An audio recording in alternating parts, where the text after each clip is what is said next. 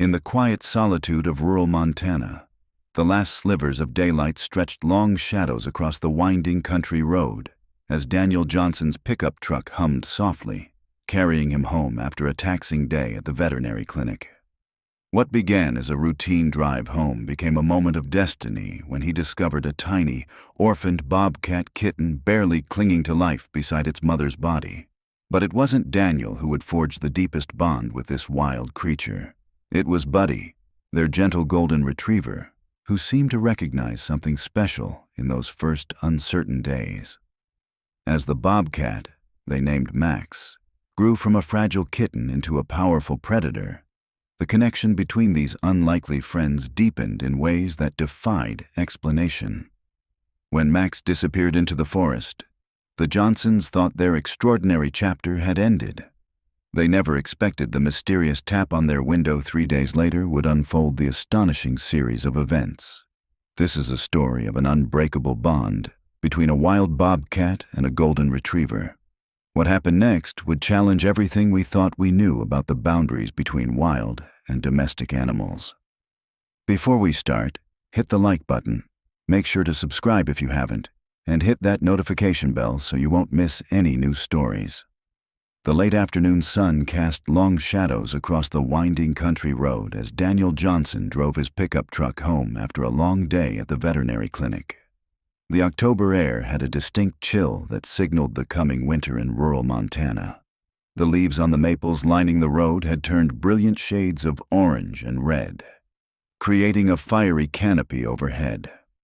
Daniel was looking forward to a quiet evening at home with his wife Sarah and their 12-year-old daughter Emma. Life on their 60-acre property outside of Whitefish provided the peace and connection to nature that the family cherished, especially after Daniel's hectic days treating the animals of local farmers and ranchers. As he rounded a bend in the road about 2 miles from home, he noticed something small and dark on the shoulder. Most people might have driven past without a second glance, but 20 years as a veterinarian had trained Daniel to notice animals even at a distance. He slowed the truck and pulled over. What he found made his heart sink. A female bobcat lay motionless on the gravel, clearly struck by a vehicle. Daniel had treated enough wildlife to recognize that she hadn't been dead long, perhaps only a few hours. He was about to get back in his truck to call the local wildlife authorities when he heard a faint mewing sound. At first, he thought the mother might somehow be alive, but as he carefully approached, he realized the sound was coming from nearby in the tall grass. Just off the shoulder, a tiny bobcat kitten, no more than 2 weeks old, was huddled in a tight ball, its spotted fur barely distinguishable from the dried autumn leaves. "Oh, little one," Daniel whispered, his experienced eyes quickly assessing the kitten. It was severely dehydrated and likely hadn't eaten since its mother had been killed. How it had survived even this long was a miracle. Daniel knew the chances of survival for such a young, orphaned bobcat were slim, especially as winter approached. The local wildlife rehabilitation centers were underfunded and overcrowded. He made a quick decision, one that he knew might be controversial but felt right in his heart. Carefully, he scooped up the tiny creature, which was too weak to resist, and placed it inside his jacket for warmth. "Let's get you home, little guy," he said, taking one last look at the mother bobcat. He would call the Forest Service about her remains once he got home. "I promise I'll do right by you." "Daniel James Johnson, have you completely lost your mind?" Sarah's voice carried an edge of disbelief as she stared at the tiny bobcat kitten her husband had placed on a towel on their kitchen counter. "We can't keep a wild bobcat. It's illegal without proper permits, not to mention dangerous." Daniel had already prepared a mixture of kitten formula, warming it to the perfect temperature. I know. But Sarah, look at him. He wouldn't last. The night at the rehab center? They're already stretched thin with 3 orphaned bear cubs from that forest fire last month. Their daughter Emma peered cautiously at the kitten, her blue eyes wide with concern and fascination. "Is he going to die, Dad?" "Not if I can help it," Daniel replied, filling a small syringe with the formula. I've treated Bobcat kittens before at the clinic. He's dehydrated and hungry, but otherwise seems healthy. Sarah sighed, her initial resistance softening as she watched her husband gently feed the tiny Bobcat. 20 years of marriage to a veterinarian had taught her that their home would never be without animals in need. Their current menagerie already included 3 rescued barn cats, a one-eyed former racehorse named Captain, and their beloved 5-year-old golden retriever Buddy, who was currently watching the proceedings from a respectful distance, his intelligent brown eyes fixed on the new arrival. "I've already called Mike at the Forest Service," Daniel continued, referring to his longtime friend who worked as a wildlife conservation officer. "He's bringing over the temporary wildlife rehabilitation permits in the morning. If the little guy survives, we'll evaluate whether he can be released back into the wild." Emma had moved closer, her initial fear replaced by curiosity. "What's his name going to be?" "Emma," Sarah cautioned. "We're not keeping him as a pet. He's a wild animal." "But he needs a name while he's here," Emma insisted. "We can't just call him Bobcat." Daniel smiled at his daughter's logic. "How about Max?" he suggested. "Short for maximum effort, because that's what it's going to take to get this little fellow back on his feet." "Max," Emma repeated, nodding her approval. "I think he likes it." As if in response, the tiny Bobcat kitten let out a small squeaky sound as it finished the formula and curled up on the towel, its sides rising and falling with exhausted breaths. Buddy, who had been watching patiently from the doorway, chose that moment to approach the counter. Standing on his hind legs with his front paws resting gently on the edge, he sniffed curiously at the newcomer. To everyone's surprise, he then gave a soft whine and gently licked the top of the kitten's head. "Well, would you look at that?" Daniel murmured. "Buddy's already adopted him." Sarah couldn't help but smile despite her misgivings. "Fine, but this is temporary, Daniel. Very temporary." Neither of them could have predicted how that simple moment would spark an extraordinary friendship, one that would blur the lines between wild and domestic, creating a bond that would last for years and fill their lives with unexpected joy. The next few weeks were touch and go for Max. Daniel's veterinary skills were pushed to their limits as he established a strict feeding routine, carefully monitored the kitten's health, and gradually introduced solid foods. The whole family became involved in Max's recovery, with Emma especially devoted. She meticulously tracked his weight gain and milestones in a special journal decorated with hand-drawn Bobcat illustrations. But the most surprising development was Buddy's behavior. The gentle golden retriever appointed himself Max's personal guardian. He would spend hours lying beside the makeshift enclosure in their living room, periodically nuzzling the blankets to check on the growing kitten. During feeding times or supervised play sessions, Buddy watched with unwavering attention, his tail thumping steadily against the floor, a quiet but constant show of support for his tiny, wild companion.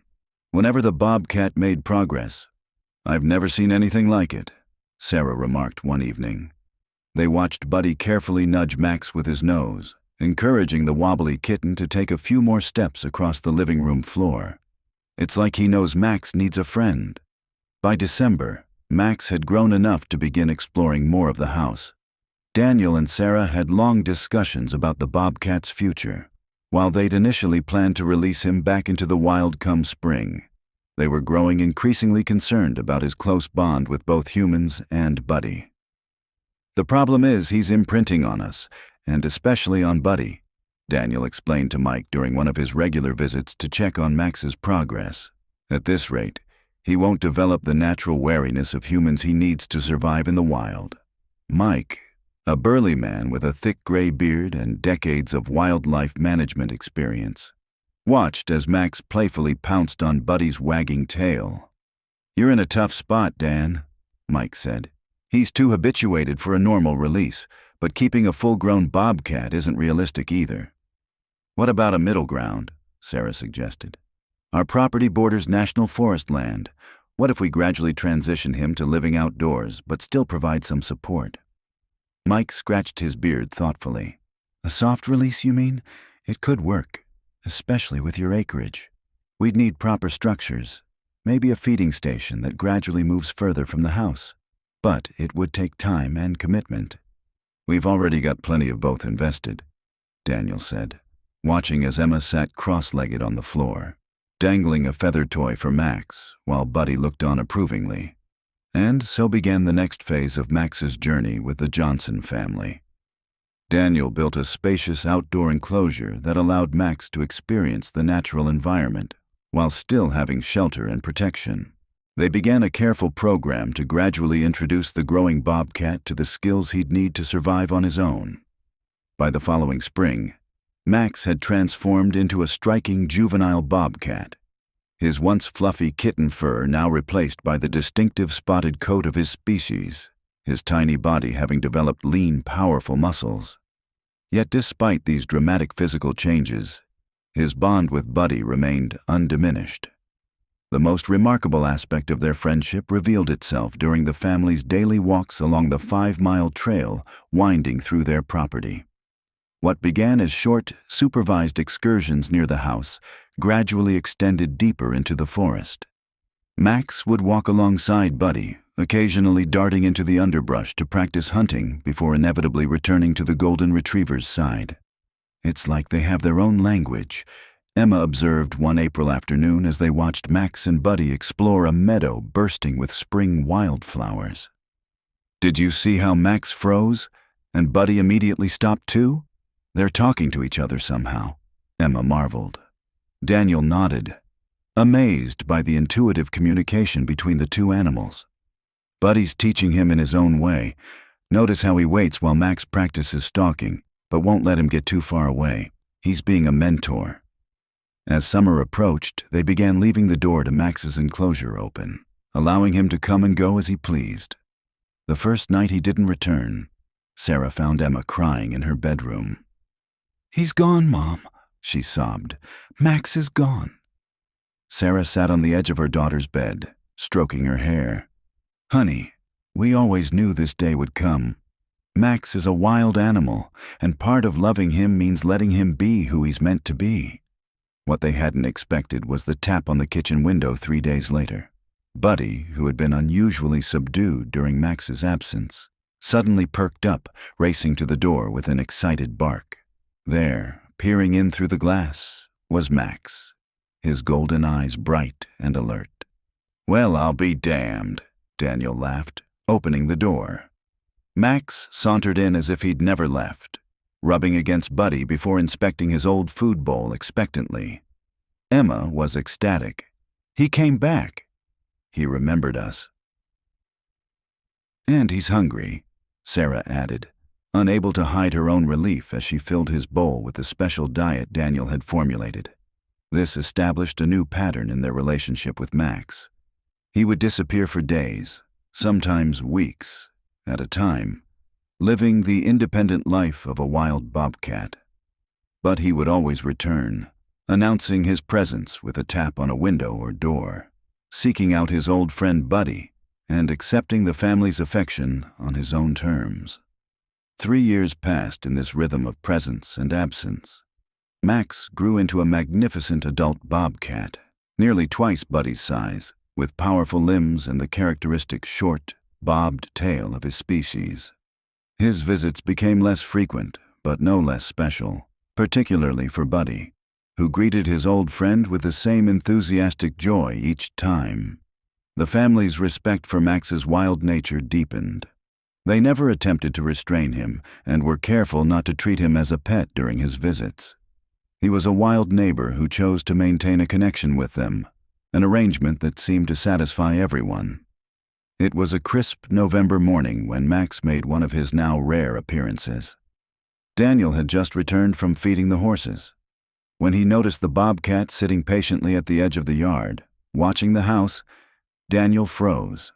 Buddy, now 8 years old and showing touches of gray around his muzzle, immediately sensed his friend's presence. The golden retriever rushed outside, tail wagging furiously. The two animals greeted each other with familiar rituals. Buddy playfully bowing, Max gently batting at his ear. Daniel called for Sarah and Emma to come see, knowing how much they treasured these increasingly infrequent reunions. "He looks different somehow," Emma remarked as they watched from the porch. Now 15, she had developed her father's keen eye for animal behavior. Daniel nodded, noticing the same thing. Max seemed more restless than usual, repeatedly walking a few steps toward the forest before returning to Buddy. I think he wants Buddy to follow him, Sarah said, voicing what they were all thinking. Daniel hesitated. While Max had never shown aggression toward any of them, he was still a wild predator with instincts that couldn't always be predicted. I'm not sure that's a good idea. Dad, look at Buddy, Emma pointed out. The golden retriever was clearly eager to go with his old friend, looking back at the family with pleading eyes. After a family conference, they decided to follow at a safe distance. Daniel grabbed his veterinary bag, a habit whenever venturing into the forest, and they set off behind the unusual pair. Max led them deeper into the woods than they usually went, beyond their regular walking trail and into a densely wooded section of their property that bordered the national forest. He's taking us somewhere specific, Daniel observed as Max paused occasionally to ensure they were still following. After about 20 minutes, Max disappeared into a small clearing sheltered by a fallen log and thick underbrush. Buddy followed without hesitation. When the family cautiously approached, they were met with an astonishing sight. There, in a well-concealed den beneath the log, lay 3 small bobcat kittens, their spotted fur and blue-gray eyes marking them as only a few weeks old. Max stood protectively nearby, watching carefully but making no move to prevent their approach. He's a father, Sarah whispered in awe. He's brought us to meet his family. What happened next moved them all to tears. Buddy approached the kittens with extraordinary gentleness, lying down beside the den. To everyone's amazement, Max nudged his offspring toward the golden retriever. One by one, the curious kittens tottered over to Buddy, who began to carefully lick and groom them as if they were his own. It's like he's introducing his children to their uncle, Emma said softly. Or asking his old friend to help protect them, Daniel suggested, his veterinarian's mind already assessing the kitten's health. I don't see any sign of a mother. I wonder if something happened to her. As if confirming Daniel's suspicion, Max moved closer to Buddy and the kittens, settling beside them in a way that seemed to telegraph trust and reliance. Daniel, Sarah said quietly. I think he's brought them to us for help. In that moment, the Johnsons understood the depth of the bond they had formed with this wild creature. Max wasn't just visiting. He was seeking aid from the only other family he'd ever known. The weeks that followed brought new challenges and profound joys. After careful observation, Daniel confirmed his suspicion. The mother bobcat was indeed absent and unlikely to return. With guidance from Mike and the proper emergency wildlife fostering permits, the family established a support system for Max and his kittens. They built a sheltered feeding station near the den, taking turns, with Daniel making daily visits, to monitor the kittens' health. Maintaining careful distance to prevent the young bobcats from becoming too habituated to humans proved challenging, requiring constant balance.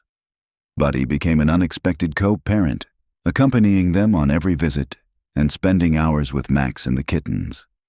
He played with them, groomed them, and even appeared to teach them behaviors. Wildlife biologists who learned of this unusual arrangement came to document the rare cross-species relationship. In all my years studying wild felids, I've never seen anything like this, remarked Dr. Eleanor Harper, a feline conservation specialist from the University of Montana. It challenges what we think we know about wildlife rehabilitation and cross-species bonding. Winter settled over the Montana landscape, blanketing the forest in pristine white. The bobcat kittens grew stronger each day under the combined care of their father and their golden retriever, Uncle. By January, they were venturing further from the den, learning to hunt under Max's guidance while Buddy watched attentively from a respectful distance. One snowy afternoon, Emma convinced her parents to let her set up a wildlife camera near the feeding station. I want to capture what happens when we're not there, she explained. for my science project on interspecies relationships. The footage they retrieved a week later left them speechless.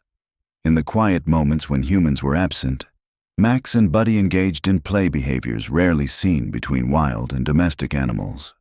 The golden retriever would initiate games of chase, while Max would demonstrate hunting techniques, not just to his kittens but seemingly to Buddy as well.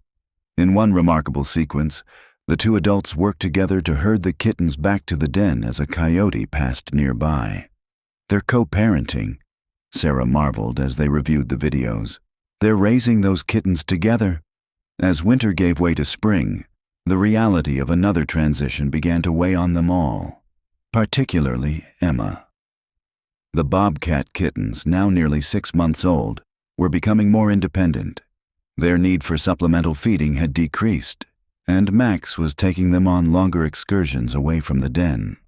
"They'll be leaving soon, won't they?" Emma asked her father one April evening as they made their daily trek to check on the Bobcat family.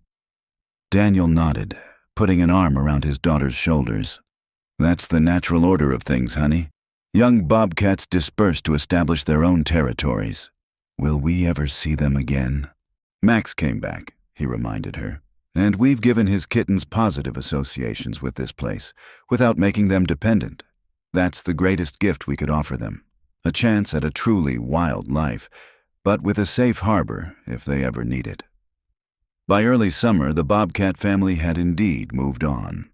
The den stood empty, and the feeding station remained untouched. Buddy seemed to understand the change, no longer pulling toward the forest clearing during their walks. The golden retriever had returned to his routine of farm life, though he would occasionally stand at the edge of the yard, gazing into the woods as if waiting for his old friend. 2 years passed. Buddy, now 10, had slowed considerably, his muzzle completely gray and his once boundless energy somewhat diminished by arthritis in his hips. Daniel had started him on medication that helped, but the golden days of racing through the forest were behind him.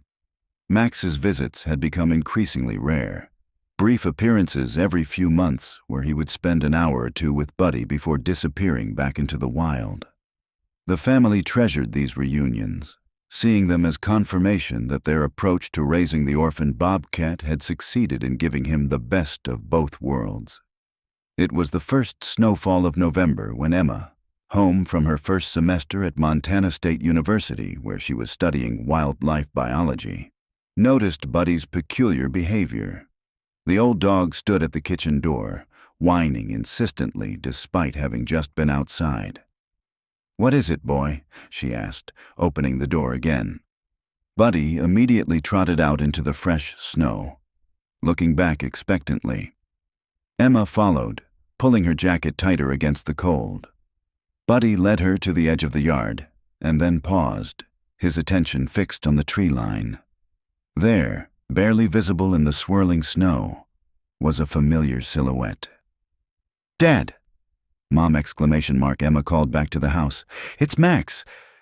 The Bobcat emerged from the forest, his tawny coat stark against the white landscape. But he wasn't alone. Behind him, almost full-grown, came one of his offspring, instantly recognizable by a distinctive pattern of spots above its right eye that Daniel had documented in his notes. As the family watched from the porch, Max approached Buddy with the same gentle greeting they'd witnessed countless times before. Then, remarkably, he stepped aside as if inviting his grown kitten to do the same.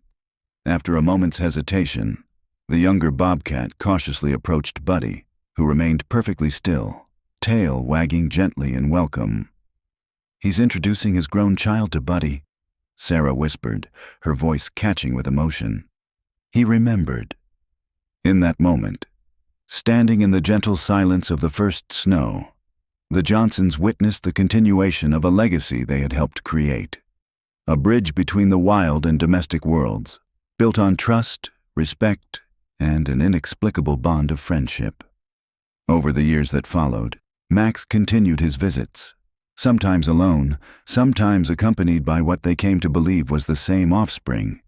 When Buddy, at the venerable age of 13, became too frail to go outside in winter, They were astonished to find Max sitting patiently at the living room window, tapping gently as if asking to come inside.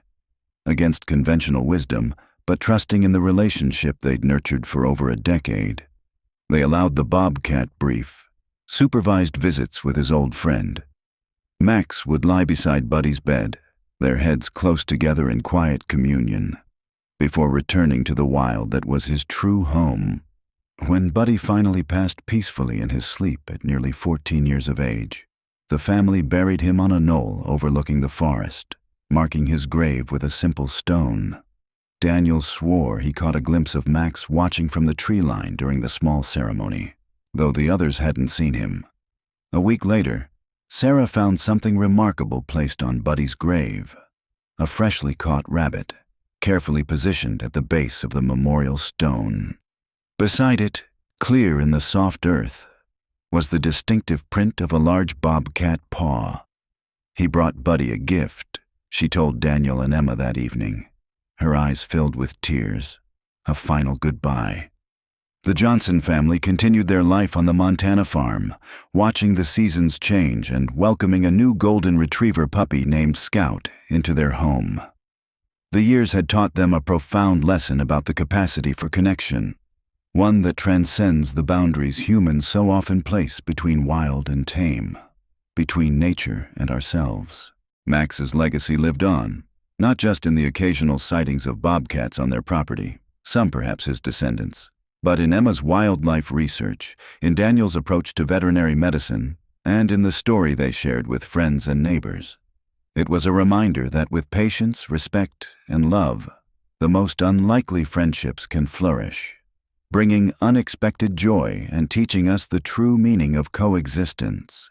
And on still winter evenings, when the first snow falls silent on the Montana forest, the Johnsons still sometimes catch a glimpse of a tawny shadow with distinctive spotted fur, pausing at the edge of their yard, as if remembering old friends and the family that once became his own.